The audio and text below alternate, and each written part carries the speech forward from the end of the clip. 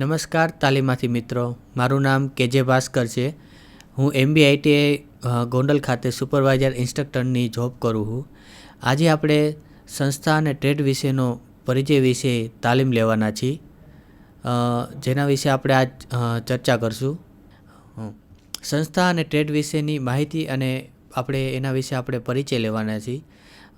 તો આપણે જાણી લઈએ કે આ ટૉપિકમાં આપણે જો અભ્યાસ કરશું તો કઈ કઈ બાબતો આપણે જાણી શકશું. પહેલાં તો તાલીમ પ્રણાલી અને એના નિયમો વિશે આપણે જાણી શકશું.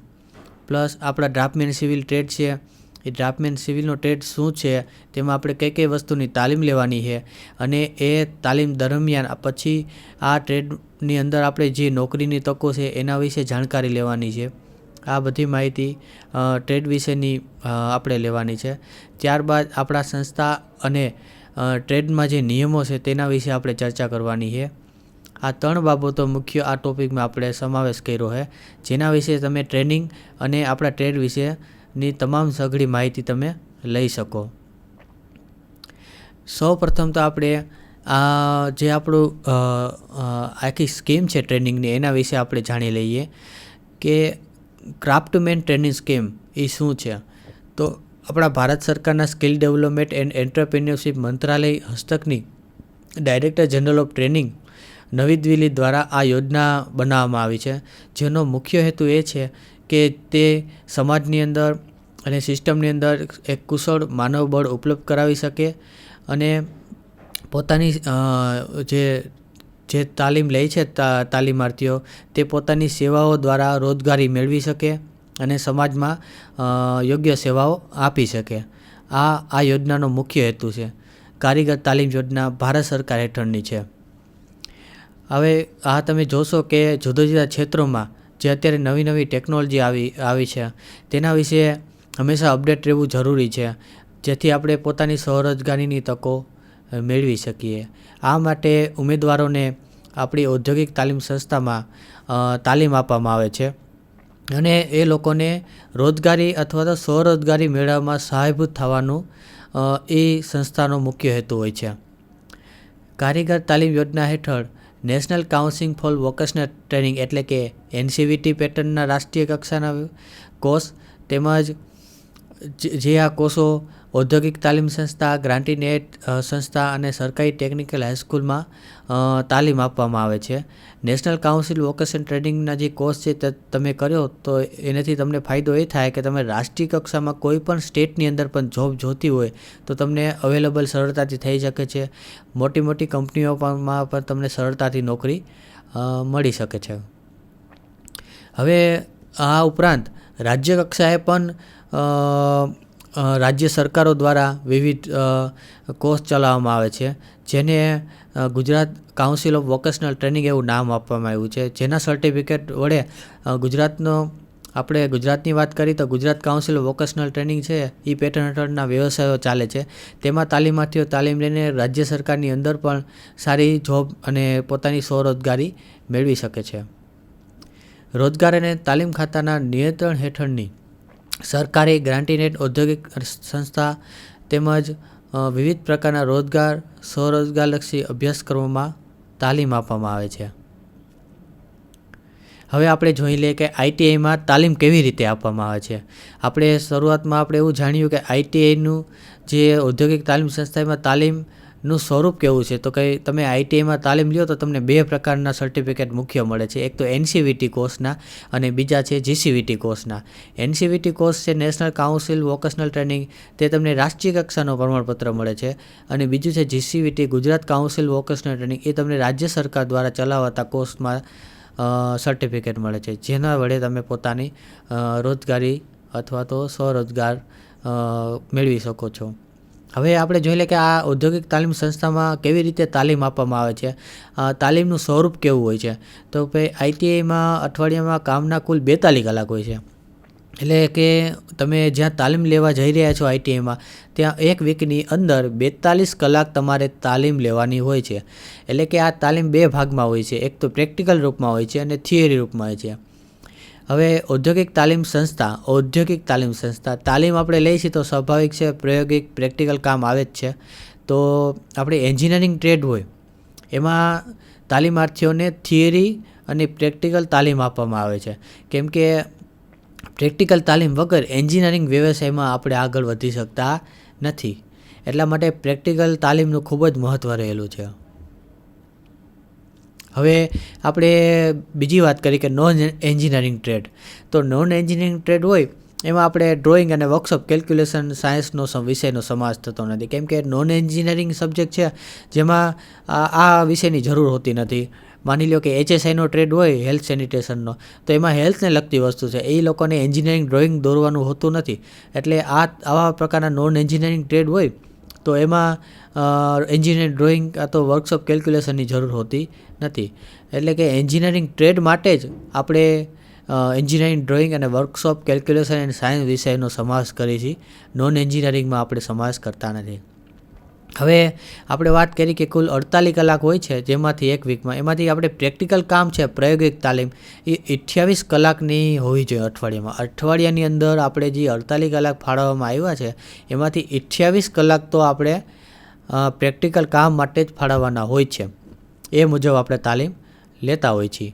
હવે આપણે થિયરીની વાત કરીએ તો થિયરીમાં આપણે અઠવાડિયામાં 10 કલાક આપણે થિયરી કામ કરીએ છીએ.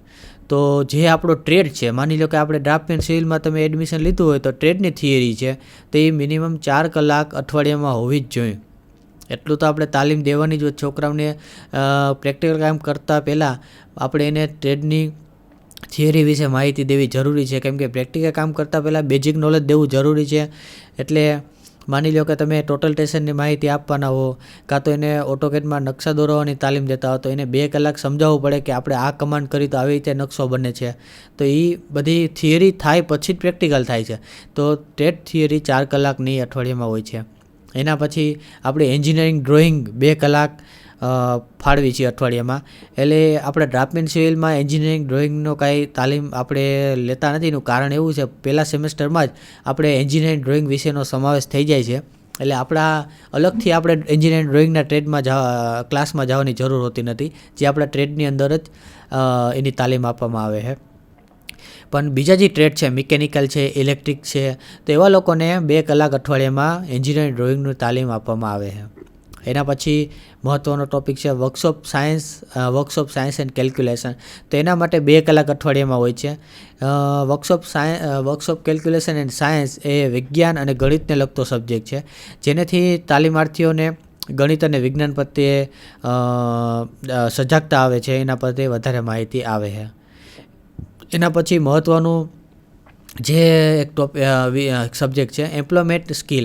તો એમ્પ્લોયમેન્ટ સ્કિલની અંદર તાલીમાર્થી પોતાની અંદર જે સ્કિલ હોય છે, પોતાની બોલવાની આવડત હોય છે, કેવી રીતે પ્રેઝન્ટેશન દેવાની આવડત હોય છે, પોતાના કામને કેવી રીતે પ્રેઝન્ટ કરવાની આવડત છે, તેના વિશે તાલીમ આપવામાં આવે છે, જે એક થિયરિકલ સબ્જેક્ટ છે, જે અઠવાડિયામાં 2 કલાક લેવાની હોય છે. હવે આપણે વાત કરીએ તો એક્સ્ટ્રા ક્યુરિક્યુલર એક્ટિવિટી. તો એના માટે અઠવાડિયામાં આપણે 4 કલાક ફાળવવામાં આવે છે. તો એક્સ્ટ્રા ક્યુરિક્યુલર એક્ટિવિટી શું છે? તો એક્સ્ટ્રા ક્યુરિક્યુલર એક્ટિવિટી એવી છે કે સંસ્થા આપણી પોતાની છે, તો સંસ્થા પ્રત્યે ઘણી જવાબદારી હોય છે આપણી. એક ઇન્સ્ટ્રક્ટર તરીકે પણ જવાબદારી હોય છે અને એક તાલીમાર્થી તરીકે તમારી પણ જવાબદારી હોય છે. તો એક્સ્ટ્રા ક્યુરિક્યુલર એક્ટિવિટીમાં જોઈ તો સંસ્થાના બાગ બગીચા હોય એનામાં પાણી દેવાનું, પછી બાગ બગીચા હોય તો એની સફાઈ કરવાની, પોતાનો ટ્રેડ હોય તો એમાં બહુ કચરો નહીં કરવાની. પછી સંસ્થામાં આપણે ઘણા એવા કામ હોય છે, જેમ કે 26મી જાન્યુઆરીની એક્ટિવિટી, 15મી ઓગસ્ટની એક્ટિવિટી. તો આ બધી કામગીરી તાલીમાર્થીઓને જ કરવાની હોય છે. અને કલ્ચર એક્ટિવિટી, આ બધી એક્સ્ટ્રા ક્યુરિક્યુલર એક્ટિવિટીમાં આવે છે. તો આ તાલીમ નું સમયપત્રક છે, જેમાં આપણે theoretical, practical, workshop science and calculation, employability skill અને આપણું એક્સ્ટ્રા ક્યુરિક્યુલર એક્ટિવિટી, આ એક સમયપત્ર છે 48 કલાક અઠવાડિયામાં આપણે કરતા હોઈએ છીએ. ઓકે, હવે આપણે સંસ્થાના તાલીમી સમયપત્રકની વાત કરી. તો સંસ્થાનું જે તાલીમી સમયપત્રક છે એની વાત કરી તો આમાં એવું હોય છે કે આપણી જે સંસ્થા છે, આપણી ઔદ્યોગિક તાલીમ સંસ્થા છે, એ જિલ્લા લેવલે હોય છે અને તાલુકા કક્ષાએ હોય છે. બરાબર છે. તો જિલ્લા લેવલે અને તાલુકા કક્ષાએ હોય છે. આપણી જે ઔદ્યોગિક તાલીમ સંસ્થા એમાં શિફ્ટ હોય છે. શિફ્ટ હોય જેવી રીતે ઇન્ડસ્ટ્રીમાં શિફ્ટમાં કામ કરતા હોય છે, first shift, second shift, third shift, એવી રીતે આપણી ઔદ્યોગિક તાલીમ સંસ્થામાં પણ પ્રથમ, બીજી અને ત્રીજી પાળી હોય છે.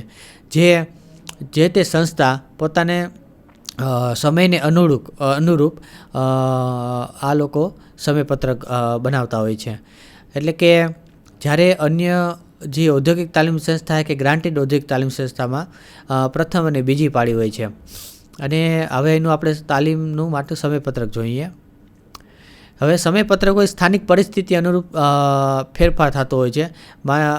ઘણીવાર જો એડમિશન વધારે થતું હોય તો 3 શિફ્ટનો પણ સમાવેશ કરવો પડે, અને એડમિશન ઓછું હોય તો આપણે ફર્સ્ટ શિફ્ટ ને સેકન્ડ શિફ્ટ પણ કરી છીએ. એ તો જેવી સ્થાનિક પરિસ્થિતિ, જેવડી આઈટીઆઈ, જેમ આઈટીઆઈ મોટી હોય ત્યાં આપણે ત્રીજી શિફ્ટ સમાવેશ કરી છે. આઈટીઆઈ નાની હોય તો સેકન્ડ શિફ્ટ અથવા તો ફર્સ્ટ શિફ્ટમાં આપણે કામ થઈ જતું હોય છે. હવે આપણે એનો સમય જોઈ લઈએ. તો કે આપણે ફર્સ્ટ શિફ્ટ છે પ્રથમ પાળી, તો એનો સમય શું છે? તેનો સમય છે સવારે 7:20 બપોરે 2:50 સુધી. આપણે ફર્સ્ટ શિફ્ટમાં તાલીમાર્થી જે આવે છે તે સવારે 7:20 આવી જાય છે અને બપોરે 2:50 સુધી તાલીમ લે છે. ત્યારબાદ એ લોકો ઘરે જઈ શકે. ત્યારબાદ સેકન્ડ શિફ્ટ સવારે 9:30 શરૂ થાય છે અને 5:30 પૂરી થાય છે. ત્યારબાદ તાલીમાર્થી ઘરે જઈ શકે. એના બાદ છેલ્લી થર્ડ શિફ્ટ આવે છે, ત્રીજી પાળી, એ બપોરે 2 વાગે શરૂ થાય છે અને રાત્રે 9 વાગ્યા સુધી તાલીમ લે છે. ત્યારબાદ એ લોકો ઘરે જઈ શકે છે. આવી રીતે તાલીમનું શેડ્યુલ હોય છે. હવે આપણે વાત કરી તાલીમાર્થીઓને આપવામાં આવતી સંસ્થાકીય સુવિધા. તાલીમાર્થી ઔદ્યોગિક તાલીમ સંસ્થામાં અભ્યાસ કરે તો એને રાજ્ય સરકાર તરફથી કઈ કઈ સુવિધાઓ મળે છે તેના વિશે તમને જણાવું. તો તાલીમાર્થીઓને સંસ્થાની અંદર સ્ટાઇપેન્ડ આપવામાં આવે છે. આપણે ઔદ્યોગિક તાલીમ સંસ્થામાં એડમિશન લઈ તો તાલીમાર્થી તાલીમ લઈ તો એને મહિનાનું સંસ્થાકીય સ્ટાઇપેન્ડ આપે છે, જે 200 રૂપિયાથી 400 રૂપિયા સુધીનું હોય છે. ત્યારબાદ ગુજરાત સરકાર દ્વારા તાલીમાર્થીઓને ગુજરાત સામૂહિક જૂથ અકસ્માત વીમા યોજના આપી છે. એના વડે તાલીમાર્થીઓને કંઈ પણ પ્રકારની અકસ્માત કાં તો કોઈ પણ પ્રકારની શરીરમાં કોઈ પણ આકસ્મિક કારણોસર નુકસાન થાય તો રાજ્ય સરકાર દ્વારા તેમને અકસ્માત વીમા યોજના હેઠળ નાણાકીય સહાય આપવામાં આવે છે. આ ઉપરાંત તાલીમાર્થીઓને એસટી બસ અને રેલવે માટે પાસની સુવિધા આપવામાં આવે છે, જેથી કરીને બહારથી જે ઔદ્યોગિક તાલીમ સંસ્થા ત્યાંથી બહારથી આવતા તાલીમાર્થીઓને આવવા જવામાં અગવડતા ના પડે, સરળતાથી પોતાનું તાલીમ કાર્ય લઈ શકે. એના પછી આપણે જોઈએ તો મહિલા તાલીમાર્થીઓ માટે વિવિધ પ્રકારની સાધન સહાય હેઠળ સાયકલ ભેટ આપવામાં આવે છે. ઔદ્યોગિક તાલીમ સંસ્થામાં જે બહેનો એડમિશન લે છે તેમને સાયકલ ભેટ આપવામાં આવે છે. તેના બાદ આપણે વાત કરીએ તો તાલીમાર્થીઓ માટે બેન્કેબલ લોન સહાય યોજના છે. આ ખૂબ સરળ અને સરળતાથી મળતી અને ખૂબ જ સરસ એક લોન યોજના છે. રાજ્ય સરકાર દ્વારા તાલીમાર્થીઓને આપવામાં આવે છે, જેમાં 1 લાખથી માંડીને 8 લાખ સુધીની સહાય હોય છે તાલીમાર્થીઓને. આજ આપણે જોઈએ તો આપણે તાલીમાર્થીઓને આઈટીઆઈની અંદર તાલીમ લીધા બાદ નોકરીની પ્રશ્ન ઊભો થતો હોય છે. તો આઈટીઆઈની અંદર જ હવે તો પ્લેસમેન્ટ સેલની સ્થાપના કરવામાં આવી છે, જેથી તાલીમાર્થીઓને સરળતાથી નોકરી મળી શકે. એટલે પ્લેસમેન્ટ સેલ એટલે કે મુખ્યમંત્રી એપ્રેન્ટિસ યોજના હેઠળ તાલીમાર્થીઓને ટ્રેડમાં 2 વર્ષ કમ્પ્લીટ થયા બાદ સરળતાથી નોકરી મળી શકે તે માટે પ્લેસમેન્ટ સેલની સ્થાપના કરાય છે, જેથી તે પોતાની રોજગારી મેળવી શકે. હવે ઘણી આઈટીઆઈની અંદર બહારથી આવતા તાલીમાર્થીઓ માટે હોસ્ટેલની સુવિધા હોય છે, જેથી તાલીમાર્થીઓને સરળતાથી પોતાના જ ઔદ્યોગિક તાલીમ સંસ્થામાં રહીને જ તાલીમ લઈ શકે. આ ઉપરાંત રાજ્ય સરકાર દ્વારા રો મટીરિયલ પૂરું પાડવામાં આવે છે. તાલીમાર્થીઓને એક પણ પ્રકારનો ખર્ચો કરવામાં આવતો નથી. તેઓને સરળ બધી જ વસ્તુ તદ્દન ફ્રી આપવામાં આવે છે. જો આપણા ડ્રાફ્ટમેન સિવિલ ટ્રેડની વાત કરી તો ડ્રાફ્ટમેન સિવિલ ટ્રેડની અંદર તે લોકોને ડ્રોઈંગ બોર્ડ, પછી ટી સ્ક્વેર, પછી આપણે તમામ ડ્રાફ્ટમેન સિવિલની અંદર તમામ રો મટીરિયલ તે લોકોને આપવામાં આવે છે. તેના માટે તાલીમાર્થીને બહારથી 1 રૂપિયાનો ખર્ચો કરવાનો રહેતો નથી. હવે આપણે વાત કરી તો બીજો એક મહત્ત્વનો બેનિફિટ રાજ્ય સરકાર દ્વારા ઔદ્યોગિક તાલીમ સંસ્થાના તાલીમાર્થીઓને આપવામાં આવે છે. જેમાં આપણે જોઈએ તો કૌશલ્ય તાલીમને મુખ્ય શિક્ષણ ધારા સાથે જોડવાની નીતિ, એટલે કે જો ITIમાં પ્રવેશ લેનાર કોઈપણ તાલીમાર્થી 10 પાસ હોય અને તે ITIના કોઈપણ એવા કોર્સ જે 2 વર્ષના હોય તેમાં જો તાલીમાર્થી તાલીમ લઈ લે, એટલે કે ઔદ્યોગિક તાલીમ સંસ્થામાં 2 વર્ષના કોઈપણ કોર્સ ચાલતા હોય એમાં તાલીમ લઈ લે તો તેઓને સીધી 12માનું સર્ટિફિકેટ મળી જાય છે. ફક્ત તેને ઇંગ્લિશ વિષય પાસ કરવાનો હોય છે, એટલે કે અંગ્રેજી વિષય પાસ કરી લે 10મા ધોરણ બાદ ITIના 2 વર્ષ પ્લસ ખાનગીમાં જો અંગ્રેજી વિષયની પરીક્ષા પાસ કરી લે તો તે લોકોને મુખ્ય શિક્ષણ ધારા સાથે જોડાણ સરળતાથી થઈ શકે છે. માની લો કે તાલીમમાંથી તાલીમ લીધા બાદ તે વિચારે કે મારે હવે કોલેજ કરવી છે, તો આરામથી તે 12માની ફક્ત અંગ્રેજીની પરીક્ષા પાસ કરીને 12માનું સર્ટિફિકેટ બોર્ડનું મેળવી શકે છે અને કોલેજમાં પોતાનો અભ્યાસ કરી શકે છે. બીજો એક મહત્ત્વનો નિર્ણય એ છે કે આપણો ડ્રાફ્ટમેન સિવિલ 2 વર્ષનો કોર્સ છે, જે પૂર્ણ થયા બાદ તાલીમાર્થી ઈચ્છે તો ડિપ્લોમા સિવિલ એન્જિનિયરિંગના ડાયરેક્ટ 3જા સેમેસ્ટરમાં, એટલે કે જે ડિપ્લોમા સિવિલ એન્જિનિયરિંગનો કોર્સ છે 3 વર્ષનો, તેના બદલે ડાયરેક્ટ 3જા સેમેસ્ટર 1 વર્ષ તેઓનું એક્ઝમ્પશન મળે છે અને 2 વર્ષ ડિપ્લોમા સિવિલ એન્જિનિયરિંગ પૂરું કરી 2 વર્ષમાં જ ડિપ્લોમા સિવિલ એન્જિનિયરિંગ પૂરું કરી શકે છે. તો આ એક મહત્ત્વનો નીતિ છે રાજ્ય સરકારની, જેથી તાલીમાર્થીઓને પોતાનો સર્વાંગી વિકાસ કરી શકે. હવે આપણે એ જોવાનું છે કે સંસ્થા અને ટ્રેડમાં આપણે આવી તો કયા કયા નિયમોનું પાલન કરવાનું હોય છે. તો તાલીમાર્થીઓ જે બધાને ITIમાં પ્રવેશ મળ્યો છે તેણે સંસ્થા દ્વારા જે નક્કી કરાયેલા સમાન અને સામાન્ય નિયમોનું પાલન કરવાનું હોય છે. તેના વડે તે સંસ્થાનું નિયમોને પાલન કરીને પોતાનું પર્સનાલિટી વિકસિત કરી શકે છે. નિયમો એટલા માટે હોય છે કે જે પોતે અનુશાસનમાં રહી શકે અને પોતાનું પર્સનાલિટીનો વ્યક્તિત્વનો વિકાસ કરી શકે. નિયમો એના માટે જ હોય છે. તો આપણે હવે એ નિયમો વિશે જાણીશું કે પહેલાં તો સૌપ્રથમ તાલીમમાંથી ટ્રેડમાં આવે તો પોતાની સારી છાપ મેળવવા પ્રયત્ન કરવો જોઈએ. તાલીમાર્થીઓએ સંસ્થામાં જો નિયમિત હાજરી આપવી જોઈએ. સંસ્થામાં નિયમિત હાજરી ખૂબ જ જરૂરી હોય છે. જો નિયમિત હાજરી ના આપે તો એવું બની શકે કે જો આપણા ITIની અંદર એવો નિયમ છે 80% હાજરી ના હોય તો છોકરાને પરીક્ષામાં બેસવા દેવામાં આવતા નથી. સતત 10 દિવસ જો કોઈ કારણ વગર કોઈ ગેરહાજર રહે તો તેને ડેસ્કોન્ડેડ જાહેર કરવામાં આવે છે. કોઈ પણ પ્રકારની રજા મંજૂરી વગર જો ગેરહાજર રહે તો. આ માટે સંસ્થાની અંદર તાલીમાર્થીઓને 12 CL આપવામાં આવે છે, જેથી છોકરાને જો અગમ્ય કારણોસર રજા લેવાનું થાય તો તે CL મૂકી શકે, અથવા તો તેઓને માંદગી હોય તો માંદગીની રજા પણ મળી શકે છે. પણ કારણ વગર ગેરહાજર રહે તો તેઓના નામ કમીના પ્રશ્નો ઊભા ના થાય તે હંમેશા ધ્યાન રાખવાનું હોય છે. તો આ એક મહત્ત્વનું છે કે સમયસર હાજરી આપવાની. સંસ્થા પ્રત્યે ખૂબ નિષ્ઠાવાન અને વફાદાર હોવો જોઈએ, કેમ કે તાલીમમાંથી જો સંસ્થા પ્રત્યે નિષ્ઠાવાન અને વફાદાર રહે તો જ પોતાનો વ્યક્તિગત વિકાસ કરી શકે છે. કેમ કે નિષ્ઠા અને વફાદારી એક એવી વસ્તુ જેના વડે તે પોતાનો વિકાસ કરી શકે છે.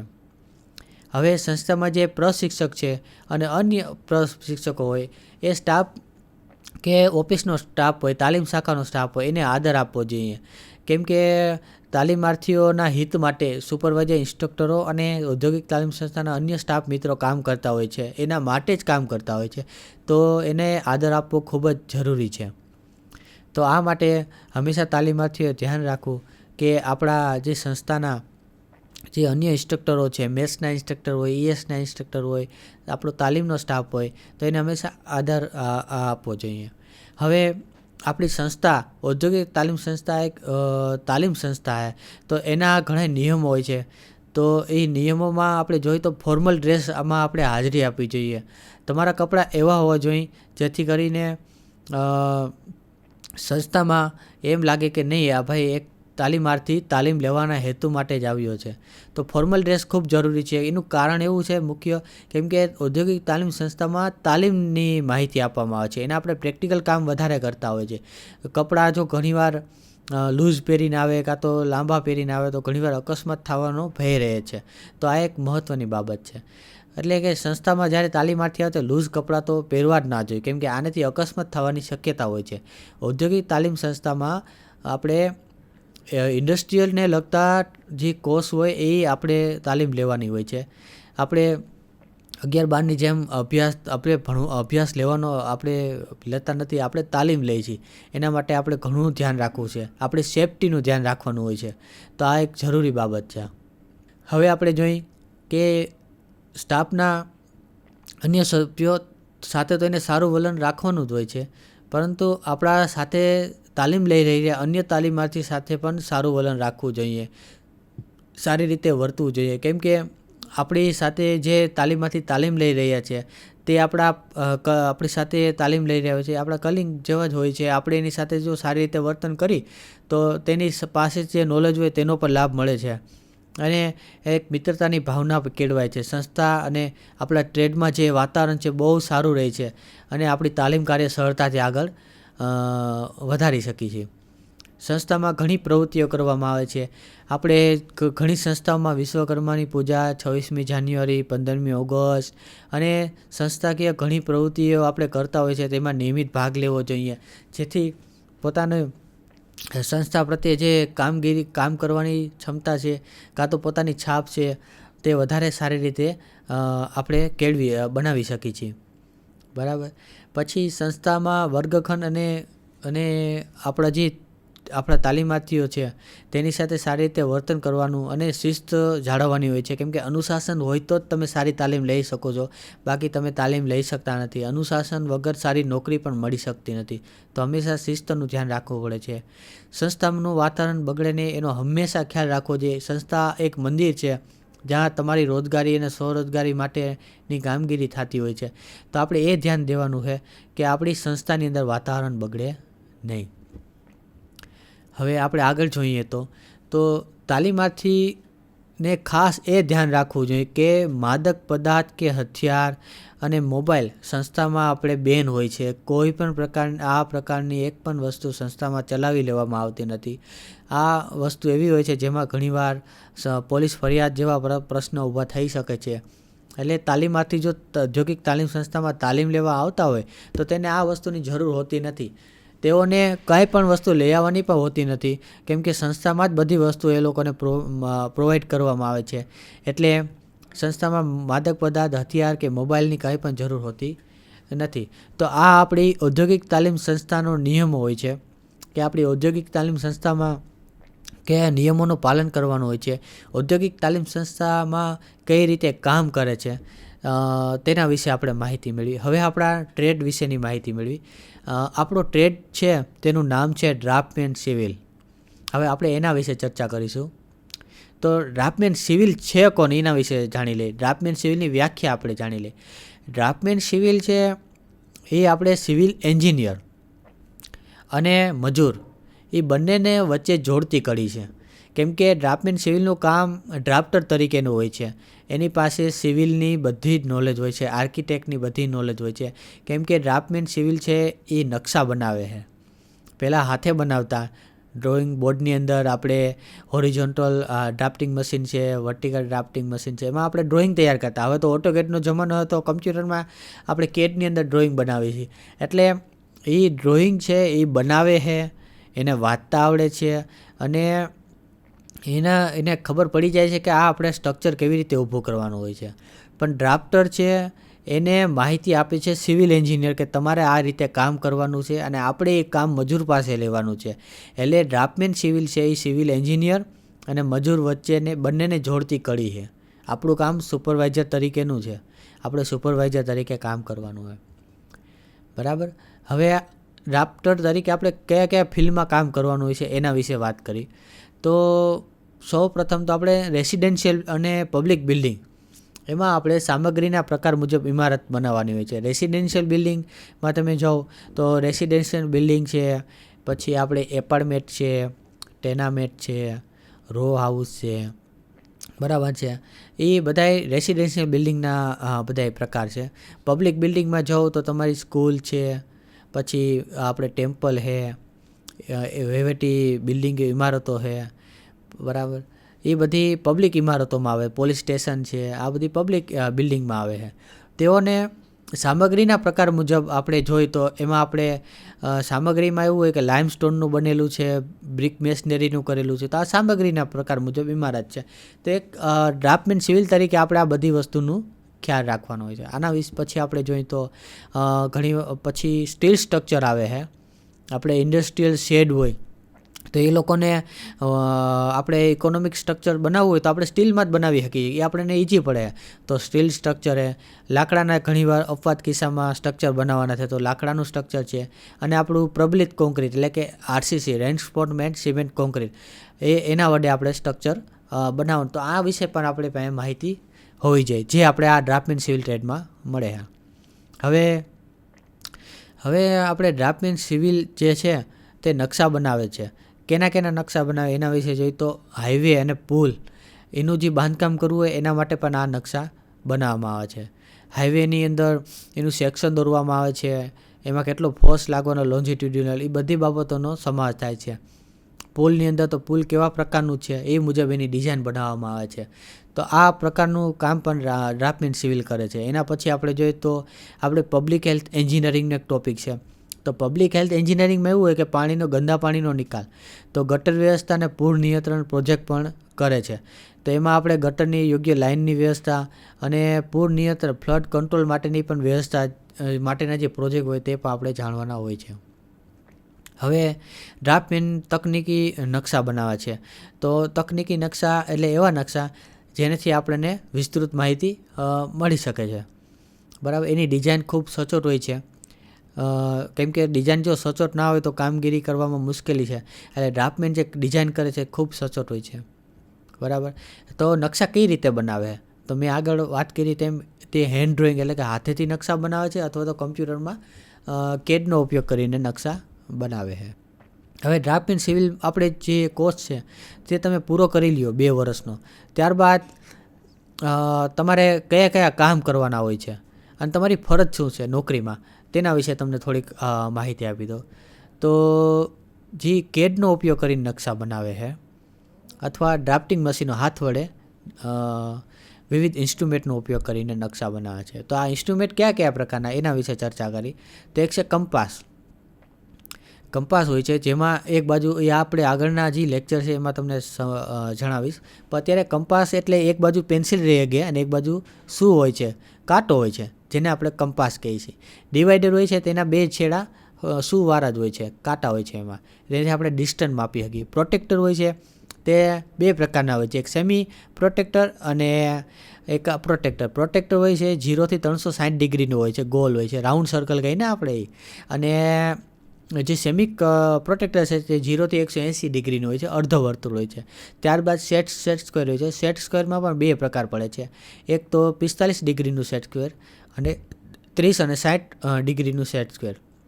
અન્ય ડ્રાફ્ટિંગ ઉપકરણનું તમને વાત કરું તો એમાં ટી સ્ક્વેર આવે, ડ્રાફ્ટર આવે. બરાબર, હવે આપણે આ કોર્સની વાત કરીએ તો આ કોર્સ એવા લોકો માટે છે જે ખૂબ મહેનતુ હોય. કેમ કે સિવિલ એન્જિનિયરિંગનો આપણો કોર્સ છે જેમાં ફિલ્ડ વર્ક અને ઓફિસ વર્ક 2 આવે છે. તમારે મહેનત તમે ફૂલ કરતા હો તો જ તમે આ કોર્સ આગળ વધી શકો છો. તમારો ઇનોવેશન કરવું હોય વ્યક્તિગત તો મહેનત ખૂબ જ જરૂરી હોય. આ કોર્સને કોઈ પણ કોર્સ કરો મહેનત વગર કાંઈ મળતું નથી, એટલે મહેનત ખૂબ જરૂરી છે. તો આ કોર્સની અંદર તમારી જવાબદારીમાં જોઈએ તો પહેલાં તો તમારે ડ્રોઈંગ બનાવવાનું અને એની જાળવણી કરવાની હોય છે. રેસિડેન્શિયલ પબ્લિક બિલ્ડિંગના પ્લાન બનાવવાના અને તમારે એને ફિલ્ડ ઉપર એપ્લાય કરવાના. બરાબર, પછી આપણે 3D નકશા 3D મોડલ બનાવવું હોય તો CADમાં આપણે નકશાનો ઉપયોગ કરીને 3D મોડલ પણ બનાવી શકીએ છીએ અને જેને આપણે હાથેથી પણ બનાવી શકીએ છીએ. આ એક પ્રોજેક્ટ છે આપણો. આ પ્રોજેક્ટ ડ્રાફ્ટમેન સિવિલમાં કરવામાં આવે છે 3D મોડલ બનાવવાનો, જેનાથી આ તાલીમાર્થી આત્મવિશ્વાસ કેળવી શકે છે. હવે આપણે આગળ જોઈએ તો ડ્રેનેજ અને પાણી પુરવઠા માટેની દરખાસ્ત તૈયાર કરે છે. તો ડ્રેનેજ અને પાણી પુરવઠા માટે કયા પ્રકારની દરખાસ્ત હોય તો એના વિશે આપણે ચર્ચા કરી. તો તાલીમાર્થીઓને પાણીના નિકાલ માટે યોગ્ય લેવલ, પછી પાણીનો પહોંચાડવા અથવા તો નિકાલ માટે કેવી રીતે વ્યવસ્થા કરવીની લાઇનના માટેના નકશા પણ દોરવાના હોય છે, જેથી કરીને પબ્લિક હેલ્થ જળવાઈ રહે. રસ્તાના કામ હોય તો રસ્તાના કામ આપણે એની દરખાસ્ત તૈયાર કરવાની હોય છે. તે આપણે જોઈએ તો રસ્તો પહેલાં કેવા પ્રકારનો છે તે જોવો પડે છે. વિલેજ રોડ છે, સ્ટેટ રોડ છે, ડિસ્ટ્રિક્ટ રોડ છે, નેશનલ હાઈવે છે. રસ્તાના પ્રકાર મુજબ એની દરખાસ્ત તૈયાર કરવાની હોય છે, જે આપણે નકશા રૂપે આપતા હોય છે. હવે આરસીસી સ્ટ્રક્ચર છે, સ્ટીલ સેક્શન છે. તો આરસીસી સ્ટ્રક્ચર હોય છે તેમાં આપણે સ્લેબ વિશે માહિતી લેવાની હોય છે, જે 1 વે અથવા 2 વે હોય તો એની આપણે માહિતી તાલીમાર્થીઓને લેવાની હોય છે. સ્ટીલ સેક્શન હોય તો એમાં ટાઈ હોય, પ્રિન્સિપલ રાફ્ટર હોય જેવા વિવિધ ભાગો હોય એના વિશે માહિતી દેવાની હોય છે, જેથી કરીને તાલીમાર્થી તેને ફિલ્મમાં બનાવવામાં એપ્લાય કરી શકે. તો આનું વર્કિંગ ડ્રોઈંગનું નોલેજ હોવું જરૂરી છે, જે તાલીમ લીધા બાદ જ મળે છે. એટલે તાલીમાર્થીઓને તાલીમ લેવી ખૂબ જરૂરી છે. હવે આપણે આગળ વાત કરી તો આપણે ડ્રાફ્ટમેન સિવિલમાં આપણે સર્વેક્ષણની કાર્યકામ કરવી છે. સર્વેક્ષણની કામગીરી એટલે સર્વે. તો સર્વે કેના માટે કરતા હોય છે? તો ભાઈ આપણે રેસિડેન્શિયલ બિલ્ડિંગ હોય, હવે એ આપણે રેસિડેન્શિયલ બિલ્ડિંગ કરવું હોય તો એમાં પ્લોટિંગ પાડવા પડે. પ્લોટ મોટી જમીનનો ભાગ હોય તો હવે એમાં તમારે પ્લોટિંગ કરવા હોય તો એના માટે સર્વે કરવો પડે છે કે ભાઈ આ એક મોટી જમીન છે આપણે 2000 વારની, તો બધાને 200 વારના પ્લોટ ફાળવા હોય તો આપણે એમાં સર્વે કરવો જરૂરી છે, જેથી કરીને બધા જ વ્યક્તિને 200 વારના 10 વ્યક્તિઓને 200 વારના પ્લોટ મળી શકે. તો આપણે એના માટે કયા કયા સાધન ઉપયોગ કરીએ? એક તો ઓટો લેવલ છે, બરાબર છે. ઓટો લેવલનો ઇન્સ્ટ્રુમેન્ટ છે જેના વડે આપણે હોરિઝોન્ટલ માપ લઈ શકીએ છીએ અને જમીનનું લેવલ જાળવી શકીએ છીએ. જમીનમાં આપણે જો કટિંગ હોય તો કટિંગ અને ફિલિંગ વિશે માહિતી મેળવી શકીએ છીએ. કટિંગ હોય તો એમાં આપણે ફિલિંગ એટલે કે માટી નાખવી પડી છે, અને જો કટિંગ હોય તો આપણે માટી કાઢવાની હોય છે, અને જો ફિલિંગ આવતું હોય તો માટી એમાં નાખવાની હોય છે. સમજી ગયા? આ ઓટો લેવલમાં આપણે જાણી શકીએ છીએ. એના પછી હવે ડિજિટલ થિયોડોલાઇટ. તો ડિજિટલ થિયોડોલાઇટ છે તેની અંદર આપણે હોરિઝોન્ટલ અને વર્ટિકલ માપ લઈએ છીએ, જેનાથી આપણને જમીનમાં કટિંગ અને ફિલિંગ વિશે માહિતી મળે છે. જીપીએસ વડે આપણે સરળતાથી ખૂબ ટૂંકા ગાળાની અંદર આપણે મકાનનો કેટલો એરિયા છે કાં તો જમીનનો કેટલો એરિયા છે તે આપણે માહિતી મેળવી શકીએ છીએ. હવે સર્વેમાં એક ટેકનોલોજી આવી છે, ડ્રોન સર્વે, જેના વિશે પણ આપણે ડ્રાફ્ટમેન સિવિલમાં ચર્ચા કરી શકી, જેનાથી આપણને નવી આધુનિક ટેકનોલોજી વિશે માહિતી મળતી રહે. બરાબર છે. તો આજે તાલીમાર્થી મિત્રો મારા હું કે જે ભાસ્કર આજે તમને સંસ્થા અને ટ્રેડ વિશે જે માહિતી આપી છે, આશા રાખું છું કે તમે આમાં અભ્યાસ કરશો. તમે એમ વિચારશો કે તમે સંસ્થામાં 2 વર્ષ તાલીમ લેવાના હો તો સંસ્થામાં તમે કઈ રીતે પોતાનો વ્યક્તિગત વિકાસ કરી શકો. આપણા ઇન્સ્ટ્રક્ટરો સાહેબ પાસેથી તાલીમ લઈને આપણા ઘરનો અને પોતાનો વ્યક્તિગત વિકાસ કરી શકીએ. એટલે આના માટે તમારે ગંભીરતાથી તાલીમ લેવી જોઈએ, સંસ્થામાં નિયમિત હાજરી આપવી જોઈએ. જય હિન્દ.